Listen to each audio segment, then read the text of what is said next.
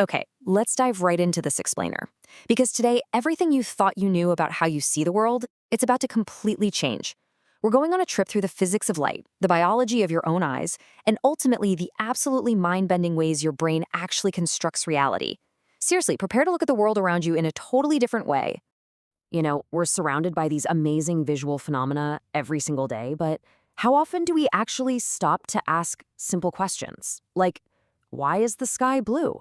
Well, in physics, there's this thing called Rayleigh scattering. Basically, as sunlight hits our atmosphere, gases and particles scatter the shorter blue wavelengths way more than the longer red ones. So when you look up on a sunny day, your eye is just catching those scattered blue waves. Sounds pretty straightforward, right? Like a solid, objective fact of nature. But as we'll see, the way we experience color is way more complex than just catching light waves. Or think about the brilliant, shimmering blue on the wings of a morpho butterfly.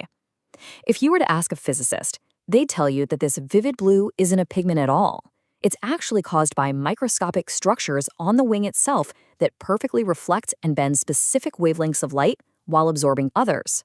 It is literally an optical illusion built directly into the fabric of the butterfly. In fact, if you were to somehow crush that wing, the blue would completely vanish. Crazy, right? And what about rainbows? What exact conditions of light have to align perfectly to create the famously reversed color order of a secondary rainbow? Science tells us that a primary rainbow happens when light enters a water droplet, refracts, reflects off the back, and then refracts again as it exits, spreading into that iconic spectrum. A secondary rainbow?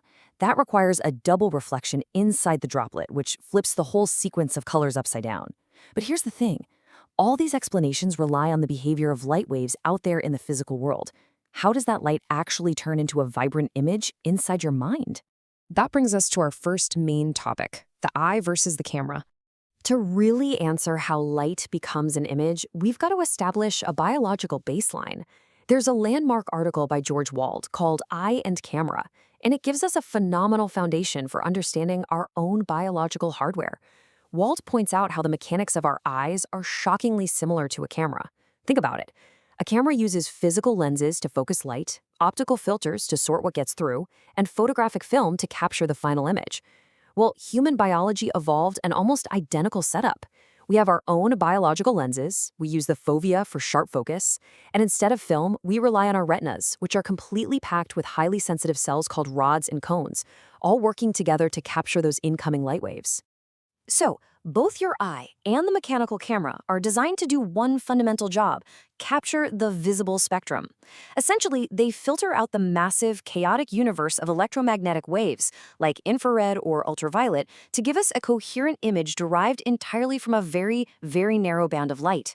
Think about this for a second. Everything you have ever seen, every sunset, every painting, every single face, exists entirely within this tiny little sliver of physical data. Next up, let's talk about the classical rules of color. For centuries, the absolute scientific consensus on how we actually perceive these visible colors relied on some very strict, classical rules of physics. This all builds directly from Isaac Newton's famous experiments. Newton proved that combining specific wavelengths of light produces highly predictable colors. You can really visualize this by looking at his prism setup. By directing light through a prism to fan out the spectrum, and then using a board with two slits, which he labeled A and B, he could perfectly isolate specific wavelengths. So when both slits are placed in the narrow yellow band of the spectrum, boom, Newton cleanly produces a spot of pure yellow on a screen. It's simple, predictable, and totally based on the exact wavelength of the light. The crucial takeaway here is that classical physics established what seemed like an unbreakable rule. Building on Newton, pioneering scientists like James Clerk Maxwell and Hermann von Helmholtz championed what's known as the three-color theory. They insisted that to see a full, robust spectrum of color, you absolutely must mix three primary color wavelengths, specifically red, green, and blue. According to literally every textbook at the time, our eyes act as basic receivers for these three distinct wavelengths, and every single color we perceive is just some proportional combination of those three physical inputs. Which leads us to part 3, a mind-bending color experiment. Now that three-color rule, it was absolute, undisputed scientific law. It was taught everywhere and governed all photography and optical science. That is, until a guy named Edwin H. Land published a completely paradigm-shifting set of experiments in Scientific American that literally rocked the foundations of visual perception. Land started his experiment by simply taking two black and white photos of the exact same colorful still life objects. No color film here whatsoever. For the first photo, what he called the long record, he put a red filter over the camera lens, capturing only the longer light wavelengths. For the second photo, the short record, he used a green filter to capture these slightly shorter wavelengths. The result? Just two slightly different black and white pictures of a telescope, some jars, and a few other things. Nothing magical yet, right? But then, Land took these two black and white transparencies and placed them into dual projectors to overlap them on a single screen. He projected the first image, the long record, and shined a red light through it, which makes perfect sense. He used a red filter to take it, after all. But for the second image, the short record, he didn't use a green light. He just shined a standard, ordinary white light through it. He projected these two beams, one red, one white, so they perfectly overlapped on the wall. By looking at how the setup was physically modified, you can see the mechanics of it. Those two black and white transparencies, one for the long record, one for the short, were placed directly into the path of the light beams. He essentially recreated Newton's classic experiment, but replaced those simple little slits with rich, complex, real-world image data. And the results bring us to our final section, the illusion of visual perception. So think about what should happen here.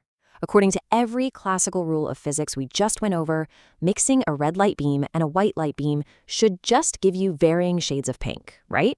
I mean, you don't have a green wavelength source, you don't have a blue wavelength source, and without all three primary colors, the three colors theory strictly dictates that reproducing a full color image is physically impossible.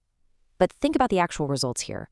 Combining just those two specific beams of light, red and white, magically recreated the entire full spectrum of color. We're talking yellows, rich reds, and incredibly, greens and blues. Let me say that again.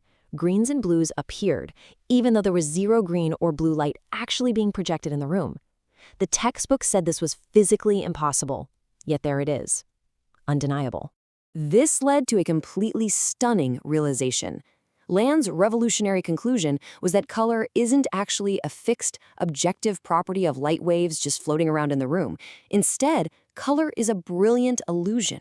It's actively generated in real time by your eyes and brain. When your biological camera captures a complex scene, it doesn't just passively receive wavelengths like some dumb machine.